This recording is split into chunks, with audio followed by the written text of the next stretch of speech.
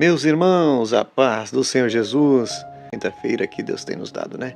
Hoje o devocional tem por título Vontade. A leitura bíblica está em Marcos 14, dos versículos 32 ao 42. E o nosso verso que está em destaque diz assim: Ele respondeu: Você fala como uma insensata. Aceitaremos o bem dado por Deus e não o mal? Em tudo isso, Jó não pecou com seus lábios. Jó 2, verso 10. O que tu queres? O segredo para vencer na vida é o exemplo dado por Jesus.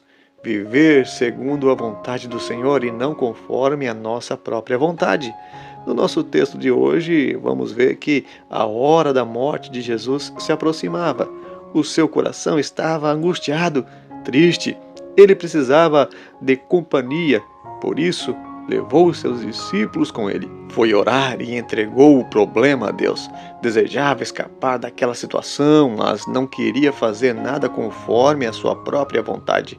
Ele queria sim obedecer à vontade de seu Pai. Os discípulos de Jesus deveriam estar orando com ele, pois ele estava precisando de ajuda debaixo da enorme pressão a que estava sujeito, mas eles não conseguiram vigiar nenhuma hora com ele. Depois daquilo, ele foi mais 2 vezes se colocar diante do Pai e repetiu as mesmas palavras. Jesus estava sofrendo muito, a ponto de dizer que a tristeza e a angústia que sentia estavam a ponto de matá-lo. Ele queria ficar livre de todo o sofrimento pelo qual passaria, mas acima daquilo estava o cumprimento da vontade de Deus Pai.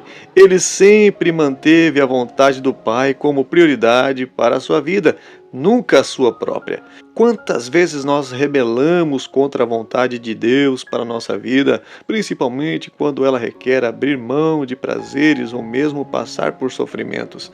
Quantas vezes oramos pedindo que se realize aquilo que nós queremos, mas é difícil perguntar a sério qual é de fato a vontade de Deus para a nossa vida. Jó soube aceitar tanto as coisas boas como as ruins e sempre mostrou que, apesar de tudo por que estava passando, ele o aceitava como vindo do Senhor. Que você e eu vivamos assim e também andemos sempre de acordo com a vontade do Senhor e não conforme a nossa própria.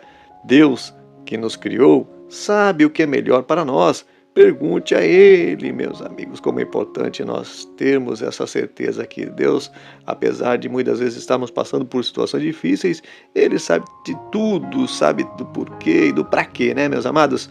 Um grande abraço.